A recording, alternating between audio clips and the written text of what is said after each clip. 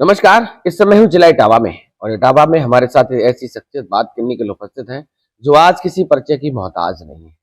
पेशे से वकील हैं, जनता के सुख दुख में हमेशा साथ रहते हैं, उनकी मदद करते हैं। क्योंकि प्रशासनिक व्यवस्थाओं में रहते हैं, नई नई जिम्मेदारी अभी पार्टी ने सौंपी है तो राजनीति में भी कदम रखा है। बात करने को जानने का प्रयास करता हूँ कि राजनीतिक यात्रा कहाँ से शुरू हुई थी, वकालत का दौर कहाँ से शुरू हुआ था और आगे की क्या प्लानिंग है और आगे किस ओर अपने पूरे करियर को ले जाने का काम करेंगे। सर, सबसे पहले तो आपका स्वागत है।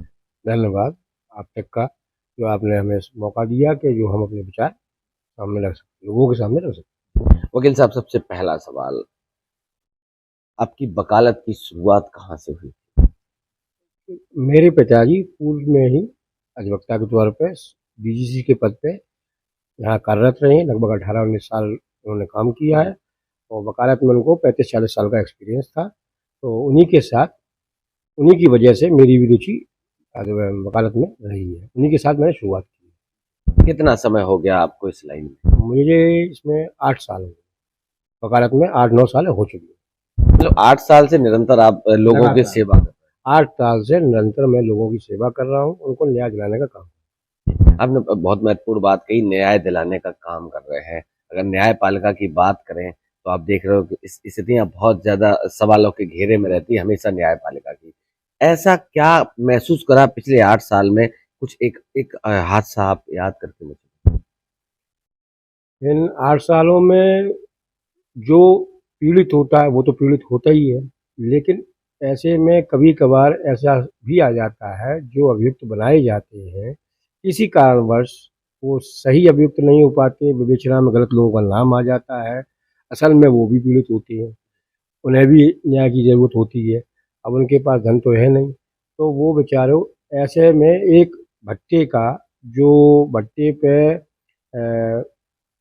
बग्गी चलाता था, टेम्परेरी टीन डाल के रहता था उसकी फैमिली। उसका किसी हत्या में एक नाम आ गया, तो उसको ना अधिवक्ता करने के लिए पैसे थे, ना अपनी बात रखने के लिए उसके पास कोई पढ़ा लिखा वो था नहीं। तो एक बार किसी अदालत में, यहीं पे इटावा जुडिशरी में, जिला अदालत में उसका मुकदमा नियर अबाउट फैसले की तरफ आ रहा था। बहस करने के लिए वो उसके पास कोई अधिवक्ता था नहीं। तो उसकी गुजारिश पे, और जज साहब ने भी कहा इसका कोई वकील नहीं है, तो फिर हम लोगों ने उसका निस्वार्थ भावना से, निस्वार्थ पैसे से उसका मुकदमा लड़ा। उसको बहस की, हालांकि हुई उसको सजाई, लेकिन उसके क्योंकि साक्ष्य ऐसे थे कि उसकी सज़ा रोकी नहीं जा सकती। तो उस गरीब महिला को हमने आर्थिक मदद भी की, उसके पति को सज़ा हो गई थी। लेकिन जैसे फूट-फूट के वो रो रहे थे, तो उससे साफ ज़ाहिर हो रहा था वो निर्दोष था। उसे केवल और केवल फँसाया गया था षड्यंत्र के तहत, लेकिन उसको न्याय नहीं मिल पाया। फिर उसका हम लोगों ने हाई कोर्ट में भी अपील कराई थी, उससे पैसे नहीं लिए थे, उसका भी खर्चा हम ही लोगों ने उठाया था। अब शायद वो छूट गया है, ज़रूर उसका नाम हमें भी ध्यान नहीं है।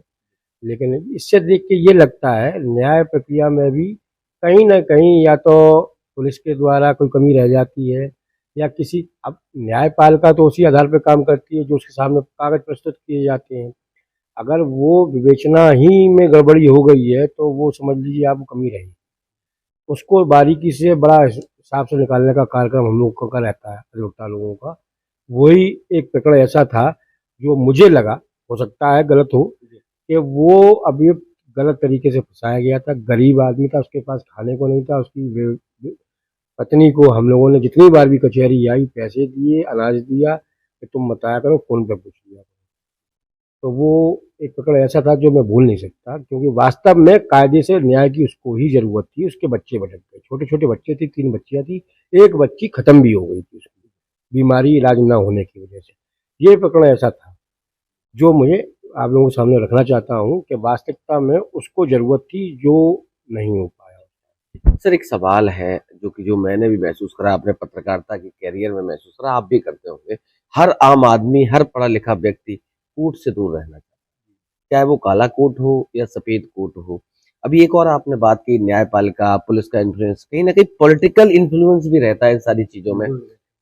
क्या मानना है आपका कि न्यायपालिका में पॉलिटिकल इन्फ्लुएंस कितना है? न्यायपालिका में पॉलिटिकल इन्फ्लुएंस तो इतना ज़्यादा नहीं रहता है, लेकिन न्यायपालिका जो पेपर्स पे काम करती है पुलिस, मतलब जैसे कि आयु है, विवेचना कर रहा है, विवेचना न्याय राजनीतिक वजह से प्रभावित होती है। अब अगर एक बार विवेचना हो गई, चार्जशीट लग गई किसी पर्टिकुलर फाइल में, किसी भी एक फाइल में, तो जो चार्जशीट में मुलजिम है उन्हीं के खिलाफ न्यायपालिका में मुकदमा चलेगा। अब उनको बेगुनाह साबित करना है। अगर वो वास्तविकता में बेगुनाह है तो थोड़ा सा कठिन काम हो जाता है, इसीलिए न्यायपालिका पे बात जाती है। अब न्यायपालिका का हाथ में कुछ नहीं है। न्यायपालिका को अगर लगता है साक्ष्यों के आधार पर दोबारा विवेचना का आदेश दे सकते हैं, लेकिन जनरली ऐसा होता नहीं है काम करने की, क्योंकि वही प्रोसेस चलता है। आईओ के पास से सीओ के पास से विवेचना वहां गई, तो राजनीतिक प्रभाव का इंटरफेरेंस न्यायपालिका में तो उतना नहीं रहता है, लेकिन इनिशियल स्टेज में जो मुकदमेबाजी होती है, जब तक पुलिस के उसमें केस रहता है, एफआईआर, विवेचना, चार्जशीट, तब तक तो रहता है, कर सकते हैं प्रभावित राजनीति, और होता भी है, जनरली होता है। होता क्या है कि आईओ को नेता प्रभावित कर देते हैं, मंत्री कर देते हैं, उनके कहने से थोड़ा बहुत इधर उधर हो जाता है। बाकी न्यायपालिका में तो उसका प्रभाव ज्यादा नहीं पड़ता राजनीति। अब जैसे किसी मुकदमे का विवेचना की बात करें तो आईयू एक पहला प्लेटफॉर्म है, फिर उसके बाद सीओ दूसरा प्लेटफॉर्म है, फिर एपीओ लास्ट प्लेटफॉर्म है। वो एक न्यायपालिका की प्रक्रिया है। अभी आपने कहा कि पॉलिटिकल इन्फ्लुएंस हो जाता है मंत्रियों, विधायकों, नेताओं की तरफ से। आपने भी राजनीति में कदम रखा, क्या सोच के? मैं असल में लोगों का मदद करने के लिए, आप अगर राजनीतिक क्षेत्र में होंगे तो आदमी की मदद आप ज़्यादा कर सकते हैं। आपको एक ऐसा प्लेटफॉर्म मिलता है जिसमें आपको आदमी नोटिस करता है, आपसे जुड़ता है, तो उसमें आप आदमी की मदद ज़्यादा कर सकते हैं। हर क्षेत्र में कर सकते हैं, केवल न्याय क्षेत्र में नहीं कर सकते हैं। आप न्याय के अलावा भी कई ऐसी जगह होती हैं जहाँ आप सामाजिक स्तर पे, लोगों के रहने के स्तर पे, और कुछ काफ़ी काफ़ी जगह होती है जहाँ मदद कर सकते हैं।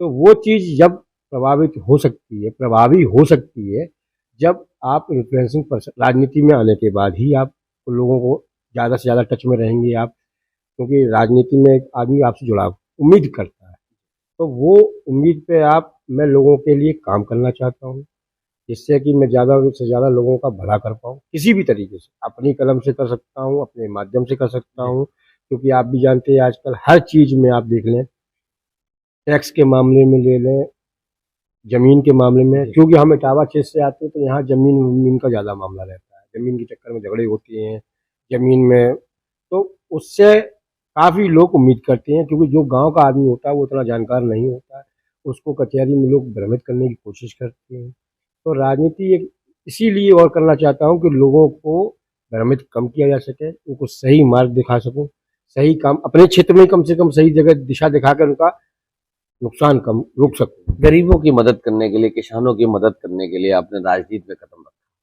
समाजवाद की विचारधारा को क्या? समाजवाद की विचारधारा से मैं प्रभावित हूँ, जिससे कि बराबरी का दर्जा मिले सबको, समाज में कोई ऊंच नीच ना हो, जाति प्रथा, और मतलब कि इक्विवेलेंट, मतलब सबके लिए बराबरी का अधिकार मिले, जिसका जिसकी संख्या उसको उतना अधिकार, जो हमारे नेताजी का भी कहना है, वो मैं उससे बिल्कुल इत्तेफाक रखता हूँ। जिसकी जितनी भागीदारी, जनसंख्या जितनी है उसकी उतनी भागीदारी होनी चाहिए। इसका क्या होता है कि 5% अगर कोई आदमी है तो उसको 25% के बराबर तो नहीं लिया जा सकता। अब वो 25% लोगों में 20% लोग रह जाएंगे फालतू के, जिनका डेवलपमेंट जो ले सकते हैं वो रह जाते हैं, तो कहीं ना कहीं अपने हक अधिकारों से वंचित हो जाते हैं। अभी पार्टी ने हाल ही में आपको जिम्मेदारी सौंपी है, अध्यक्ष पद का प्रभार दिया है, क्योंकि चुनाव बहुत नजदीक है।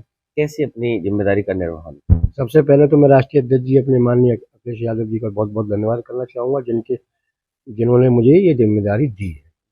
अब इसकी मैं पार्टी को मजबूत करने का काम अपने क्षेत्र में, अपने समाज में करना चाहता हूँ, इसीलिए मैंने ये जिम्मेदारी ली है और उन्होंने दी है, मुझ पर विश्वास जताया है। आप जानते हैं कि आजकल की जैसी राजनीति चल रही है, लोगों को तरह तरह से प्रताड़ना दी जाती है, मतलब किसी में टैक्स चोरी का, कहीं किसी को ईडी का, कहीं किसी को वो आईटी रिटर्न का नोटिस पकड़ा दिया जाता है। तो वो चीज़ को कमी लाने के लिए जो मैं कर सकता हूँ क्योंकि मैं न्याय से जुड़ा हुआ हूँ, कानून से जुड़ा हुआ हूँ।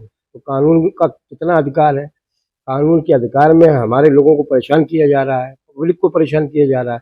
अब पब्लिक को इतनी जानकारी नहीं होती है, लेकिन असल में पब्लिक तक क्या पहुंच रहा है, सरकार बोल रही है, जो भी सरकार चल रही है वो बोल रही है, लेकिन असल में फायदा कितना मिल रहा है पब्लिक को, ये पब्लिक नहीं समझ पा रही है। आप ये समझ लीजिए 2014 में जब मनमोहन सरकार थी, कच्चे तेल की कीमत उससे कंपेरिजन किया जाए तो आज की तारीख में तो 50 रुपये, 60 रुपये, 70 रुपये से ज्यादा तेल होना ही नहीं चाहिए। ये जो 13-9 साल उन्होंने तेल में कमाया है, इसके लिए कोई बात ही नहीं करता है। ये पैसा कहाँ गया? कच्चे तेल की कीमत जब मनमोहन सरकार ने $100 पर बैरल में, वायरल हुआ करती थी। तब 80-90 रुपए में तेल देते थे। ये 50 में भी 100 रुपए दे रहे हैं, $50 पर बैरल में भी 100 रुपए दे रहे हैं, और ये अब 80 में भी दे रहे हैं, 100 रुपए में भी। मतलब जो है उसका फायदा कम से कम आम जनता को तो मिले। मतलब जो पैसा आ रहा है, अब वो पब्लिक को पास भी, तो अब इसकी जानकारी आम पब्लिक नहीं कर सकती जनरली, क्योंकि वो समझ नहीं पाती है। जी अभी आपने बहुत महत्वपूर्ण महंगाई का कुल मिला के एक मुद्दा उठाया। आपको नहीं लगता कि 22 तारीख को, 22 जनवरी को राम मंदिर के कपाट खुल रहे हैं, हिंदू राज सनातन की बात हो रही, इन सारी चीजों में नहीं लगता आपको कि ये सारे मुद्दे कहीं दफन हो जाए? एक्चुअल में सरकार का मोटिव ही यही है कि आप सारी चीजें भूल जाएं, जो हम दिखा रहे हैं वो आप देखें। आप ये बताइए, वो एक काम है, अच्छा काम है, मैं इसकी बहुत बड़ी तरह से प्रशंसा करता हूँ, लेकिन ये अलग चीज है, इसका राजनीति से कोई मतलब नहीं है। अब मंदिर हो रहा है वो ठीक है, मेगा मेगा इवेंट बनाया जाना चाहिए, लेकिन उससे और मुद्दों को तो नहीं भटकाया जा सकता है। जैसे कि और मुद्दे, बेरोजगारी है, महंगाई बढ़ रही है। आप ये समझ लीजिए, नौकरी पे आजकल यूपी गवर्नमेंट ने ज़्यादातर नौकरी, आप देख रहे हैं पिछले 5 सालों में, संविदा कर्मचारी, गवर्नमेंट जॉब कितने लोगों की लगी? ऐसा तो है नहीं कि योग्य लोग नहीं, योग्य है फिर भी जॉब नहीं ले पा रहे हैं। अब उन युवाओं का क्या होगा? वो क्राइम की तरफ नहीं जाएंगे, पैसा कमाने के लिए कुछ तो करेंगे ही, तो हो सकता है भटक जाए। तो ये जिम्मेदारी भी सरकार की आती है। अब राम मंदिर बन रहा है, इससे किसी को कोई दिक्कत नहीं, सब लोग इसकी प्रशंसा कर रहे हैं, बहुत अच्छा काम हो रहा है, लेकिन आप और मुद्दों पर चर्चा ही नहीं करना चाहते। केवल राम मंदिर ठीक है, लेकिन और भी बातें हैं देश में जिनकी ऊपर चर्चा होनी चाहिए, जिसपे हमारे नेता भी चर्चा करना चाहते हैं। आप मंदिर को लेकर सारी बातें तो दबा नहीं सकते। सर 24 का चुनाव बहुत नजदीक है, आपको नहीं लगता कि ये सब काम विपक्ष का है और विपक्ष डरा हुआ है, विपक्ष एकजुट नहीं हो पा रहा है? आप देख लो रोज बैठकें हो रही है, इंडिया गठबंधन की बैठकें हो रही, सत्तारूढ़ पार्टी के नेता आरोप लगा देते हैं कि दूल्हा कौन है, मुकाबला कौन करेगा?